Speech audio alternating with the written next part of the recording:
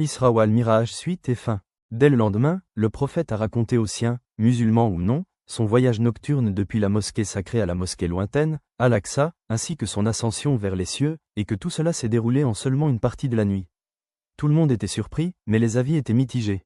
Les musulmans, de leur côté, étaient partagés, la plupart d'entre eux l'ont cru, et ce miracle a renforcé leur foi.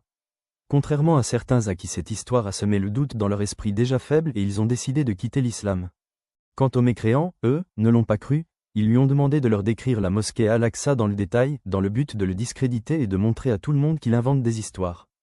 Alors, Dieu lui a présenté devant lui une image complète et claire de la mosquée Al-Aqsa, comme s'il le visionnait en vrai devant lui. Ainsi, à leur plus grande déception, le prophète, paix et bénédiction sur lui, commença à leur décrire la mosquée détail par détail et cela les intrigua puisqu'ils ne s'y attendaient pas. Comme cela ne leur suffisait pas, les mécréants voulaient trouver un autre moyen de prouver que le prophète n'a pas bougé de la nuit car ils ne concevaient pas que cela soit un miracle. Alors ils ont demandé au prophète de leur décrire une caravane de commerce qui était sur la route et de leur annoncer la date exacte de son arrivée.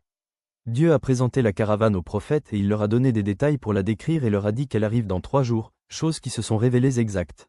Et comme c'est au moment des épreuves et des situations difficiles que l'on peut reconnaître les vrais amis, cette situation de miracle vécu par le prophète a été l'occasion de montrer la véracité et la sincérité de foi de certains compagnons, comme par exemple Abou Bakr, à qui on est venu annoncer que son ami racontait telle histoire.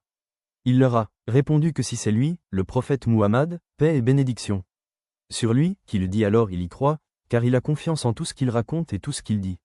C'est après cet événement que Abou Bakr fut appelé As-Siddiq, le crédule, celui qui croit en tout ce que le prophète Muhammad, paix et bénédiction sur lui, dit et lui fait complètement confiance.